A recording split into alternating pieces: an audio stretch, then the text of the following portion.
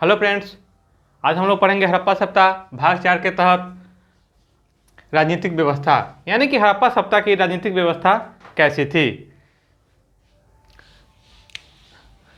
हड़प्पा सप्ताह बहुत ही विशाल था और वह बहुत ही विकसित भी था, यानी कि इसकी व्यापकता और विकास को देखने से पता चलता है कि यह सप्ताह किसी केंद्रीय सत्ता से संचालित होती थी। ठीक है, मतलब कोई इसका सेंट्रल गवर्नमेंट था। सत्ता के दो केंद्र थे। कौन कौन? एक हड़प्पा और दूसरा मोहनजोदड़ो। क्योंकि इसका जो क्षेत्रफल था आपको मालूम है, लगभग 13 लाख वर्ग किलोमीटर, इसलिए इतने बड़े साम्राज्य की राजधानी क्षेत्र की शासन व्यवस्था किसी एक जगह से चलाना बहुत मुश्किल है। और सबसे बड़ी बात है कि इसकी लिपि को आज तक पढ़ा नहीं जा सका है। ठीक है, जिसके कारण इसकी शासन व्यवस्था कैसी थी जिसके बारे में हम लोग को पता नहीं चल सका है। सिर्फ हम लोग पुरातात्विक साक्ष्यों के आधार पर ही, अनुमानों के आधार पर ही इसका अध्ययन करते हैं। जैसे कि हड़प्पावासी व्यापारी थे और शांति प्रिय थे। यह सत्य भी है कि जो व्यापारी होते हैं वह शांति प्रिय ही होते हैं, और हड़प्पावासी तलवार से परिचित नहीं थे। यानी कि हड़प्पा के खुदाई के क्रम में आपको किसी भी प्रकार का हथियार ज़्यादा मात्रा में तो नहीं मिला है, और वो लोग शांति पर ही ज़्यादा बल देते थे और व्यापार पर ज़्यादा विश्वास करते थे। इसीलिए तो हड़प्पा सप्ताह को विकसित सप्ताह भी कहा जाता है, नगरीय सप्ताह भी, क्योंकि जहाँ विकास होता है, व्यापार होता है ज़्यादा विकसित, वहीं पर नगर सप्ताह विकसित होती है। तो इसीलिए माना जाता है कि हड़प्पा सप्ताह का जो शासक था वो बणिक था। बणिक मतलब व्यापारी था। ठीक है, कौन था? व्यापारी था। अब मार्टिन व्हीलर ने सिंधु प्रदेश के शासन व्यवस्था को, देख रहे हैं यहाँ पर, मार्टिन व्हीलर ने सिंधु प्रदेश के शासन व्यवस्था को मध्यम वर्गीय जनतंत्रात्मक शासन कहा है। यानी कि मध्यम वर्ग में कौन आता है? व्यापारी ही आता है। जनतंत्र का मतलब लोकतंत्र हो गया यहाँ पर। यानी कि व्यापारी का लोकतंत्र था और उसमें धर्म की महत्ता को स्वीकार किया गया, यानी कि धर्म के आधार पर शासन किया जाता था। अब आते हैं हम लोग स्टुअर्ट पिगट के अनुसार। पिगट महोदय ने कहा है सिंधु प्रदेश का जो शासन था वो पुरोहित के प्रभाव में था, पुरोहित वर्ग के प्रभाव में था। क्योंकि मार्टिन व्हीलर ने भी कहा है कि इसमें किसकी महत्ता थी? धर्म की महत्ता थी। तो धर्म का प्रधान कौन होता है? तो पुरोहित होता है। अभी हम लोग अनुमान ही लगा रहे हैं क्योंकि इसके कोई ओरिजिनल साक्ष्य नहीं मिला है। हंटर साहब के अनुसार मोहनजोदड़ो का शासन राजतंत्रात्मक न होकर जनतंत्रात्मक था। तो ये पहले भी साबित हो चुका है, क्या था? लोकतंत्र था। ठीक है, मैके साहब के कथनानुसार मोहनजोदड़ो का शासन जो था एक प्रतिनिधि शासक के हाथों में था। प्रतिनिधि शासन क्या होता है? लोकतंत्र होता है। तो कुल मिलाकर यहाँ पर निष्कर्ष निकलता है कि हड़प्पा सप्ताह का जो राजनीतिक व्यवस्था था वो लोकतंत्रवादी था, और इसका शासन व्यवस्था व्यापारिक वर्गों के हाथों में ही था, जिससे कि हड़प्पा सप्ताह का विकास चरमोत्कर्ष पर पहुंच सका। ठीक है, अब हम लोग आगे डिस्कस करेंगे हड़प्पा सप्ताह की सामाजिक व्यवस्था। समाज की इकाई परंपरागत तौर पर परिवार थी। ये वास्तविकता है भी। किसी भी समाज की जो इकाई की परंपरागत तौर पर क्या होती है, उसका व्यवस्था परिवार ही होती है। ठीक है, और मातृदेवी की पूजा, इस समाज की सबसे बड़ी विशेषता थी मातृदेवी की पूजा तथा मुहरों पर अंकित चित्र से यह पता चलता है कि हड़प्पा समाज मातृसत्तात्मक था, यानी कि मातृ प्रधान था। यानी कि हड़प्पा सप्ताह में जो भी वस्तु मिले उस पर अधिकतर मातृ देवी का चित्र मिला है, जिसके आधार पर इतिहासकारों ने अनुमान लगाया है कि हड़प्पा सप्ताह का समाज था वह कौन था, मातृ प्रधान था, जिसमें माताओं की प्रधानता होती थी। चलिए, संदर्भ समाज अनेक वर्गों में विभाजित था। ठीक है, पहला हो गया पुरोहित, दूसरा व्यापारी, तीसरा किसान और श्रमिक। देख रहे हैं, यानी कि मूलतः 4 वर्गों में विभाजित था। कितना? 4 वर्ग। पहला हो गया पुरोहित, दूसरा हो गया व्यापारी, तीसरा किसान और चौथा श्रमिक। संदर्भ सप्ताह के लोग युद्ध प्रिय कम। हम लोग पहले भी डिस्कस कर चुके हैं कि यहाँ तलवार का साक्ष्य नहीं मिला है, युद्ध वाले हथियार का साक्ष्य नहीं मिला है। जहाँ हथियार नहीं मिलते हैं वहाँ के लोग शांति प्रिय ही होते हैं। ठीक है, यहाँ के निवासी शाकाहारी एवं मांसाहारी यानी कि दोनों प्रकार के भोजन करते थे। ठीक है, भोज पदार्थों में अब यहाँ पर आपको अनाज का नाम भी आपको याद होना चाहिए। कौन कौन अनाज? गेहूँ, जौ, मटर, तिल, सरसों, खरबूज, तरबूज। जानवर में आ गया गाय, सुअर, बकरी का मांस, यानी कि गाय का मांस, सुअर का मांस, बकरी का मांस, मछली, घड़ियाल, कछुआ आदि का भी मांस खाया जाता था। ठीक है, आगे हम लोग सामाजिक व्यवस्था में आगे आएंगे। हम लोग सिंधु घाटी सप्ताह के लोग जो वस्त्र पहनते थे वो सूती और ऊनी दोनों प्रकार के पहने जाते थे। आपको तो पता ही है, सूती वस्त्र का जो साक्ष्य मिला है कहाँ से मिला है? मोहनजोदड़ो से मिला है। मोहनजोदड़ो से सूती का कपड़ा प्राप्त हुआ है। ठीक है, आभूषणों का प्रयोग पुरुष और महिलाएं दोनों करते थे। प्राचीन समय में देखते क्या थे हम लोग,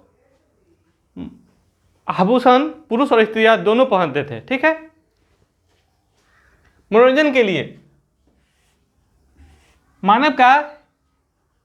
मानव के लिए मनोरंजन अति आवश्यक है। इसके बिना उसका जीवन क्या है? अधूरा है। इसीलिए अपने जीवन को खुशहाल बनाने के लिए तरह तरह के मनोरंजन का उपाय करते हैं। तो उस समय के लोग मनोरंजन के लिए क्या क्या करते थे देखेंगे। पासे का खेल, नृत्य करते थे, शिकार, पशु पक्षियों का शिकार करते थे, पशुओं की लड़ाई करते थे, माने ये सब करके अपना मन बहलाते थे। ठीक है, अब है शव, यानी कि मृत्यु के बाद शव का क्या होता था, उसके अंत्येष्टि जो होती थी, संस्कार कितने प्रकार के होते थे। तो ये है हमको 3 प्रकार के। शव की अंत्येष्टि 3 प्रकार से की जाती थी। पहला है पूर्ण समाधिकरण, आंशिक समाधिकरण और तीसरा क्या है? दाह संस्कार।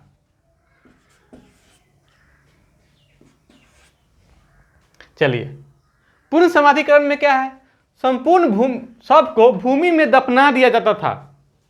अभी जैसे मुस्लिम धर्म में ऐसे होते हैं, उस समय सिंधु घाटी सप्ताह में भी ऐसा शव दफनाने का एक प्रथा था, जिस प्रकार अभी मुस्लिम धर्म में होते हैं।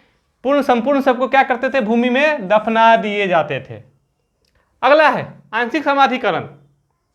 पशु पक्षियों मरने के बाद लाश को किया जाता था, उसे खुले स्थानों में छोड़ दिया जाता था। छोड़ने के बाद उसे पशु पक्षी खा के उसके जो अवशेष छोड़ देते थे, उस बचे हुए अवशेष को भूमि में दफना दिया जाता था। और तीसरा है दाह संस्कार, जो वर्तमान हिंदू धर्म की क्या है? विशेषता है अग्निदाह संस्कार, यानी अग्नि में उसे पूर्ण रूप से दाह संस्कार कर दिए जाते थे। तो ये तीनों जो है दाह संस्कार की विधि आपको दिखेगा। एक फिल्म आया था मोहनजोदारो,